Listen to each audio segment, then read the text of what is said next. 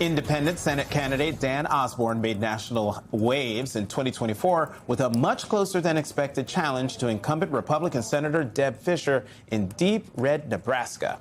Osborne delivered the single biggest Senate overperformance compared to the top of the ticket anywhere in the country, outperforming former Vice President Kamala Harris by roughly 14 points.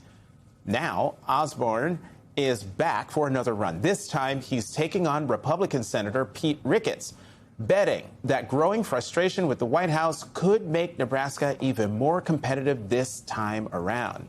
So joining us is independent candidate for Nebraska's U.S. Senate seat, Dan Osborne. Dan, thank you very much for coming to the weekend. This frustration with the administration, let me play something. Sorry, growing frustration. Let me play something that Kevin Hassett said on Wednesday about credit cards. We'll talk about it on the other side. The consumer is really firing on all cylinders, just like the corporate sector you're seeing in the earnings reports. And they're doing that because they have so much more money in their pockets. Credit card spending is through the roof. They're spending more on gasoline, but they're spending more on everything else, too.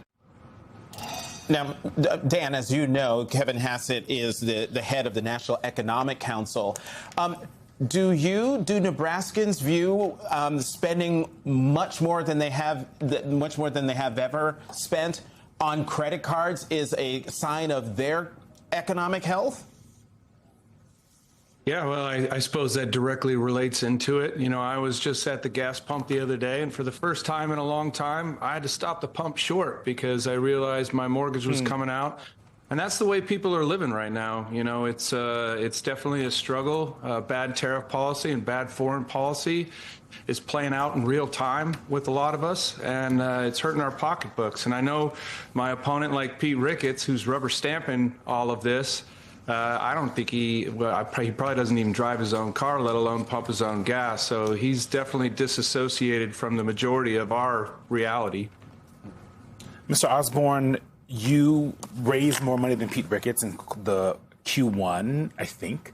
The polls have you quite tight. We have this flat water free press here talking about the Democrat, because you're running as an independent. Trump voting Nebraska pastor is running for Senate as a Democrat. He insists it's in good faith. Forbes voted for Trump each time he was on the ballot and posted a photo of Ricketts speaking at a Right to Life rally in Lincoln in a since deleted Facebook post. The Democrats will obviously pick a candidate in their primary. There is a risk, though, that you both split the anti-Ricketts vote. When you look at where the polls are, what voters are saying, that there is a Democrat in the race, do you have concerns about splitting the Ricketts vote when I know that you think he shouldn't have the job? Yeah, you know, I think ultimately this is Ricketts playing dirty pool. You know, this is all about them. They're absolutely scared right now that the workers of the world, the wage earners of the world, are uniting around a common cause, and that the common cause is less than 2% of our elected officials in both the House and Senate come from the working class. So it's a country club. And they don't want people like me in their country club. And this is another example of them just, putting in a plant in the Democratic primary. So this is, again, just playing dirty pool. But if you want to help my race out, we've raised, like you mentioned, we're fundraising. We're over $4 million now. We have almost 50,000 donors from all 50 states. So this campaign truly is powered by the people. That's how we're organizing it. And if you want to help, go to osborneforsenate.com and help a guy out. Mr. Osborne, I want to ask you, we've talked a lot about skyrocketing gas prices, but something that has also been increasing is the increasing cost of fertilizer, which probably disproportionately impacts your potential constituents more than others. Have you had any conversations with farmers, prospective voters, about what these high fertilizer prices mean and what they're doing to the local economy? Yeah, I talk to farmers every day. I was just out at a farm The farmer was getting out of his John Deere to come talk to me.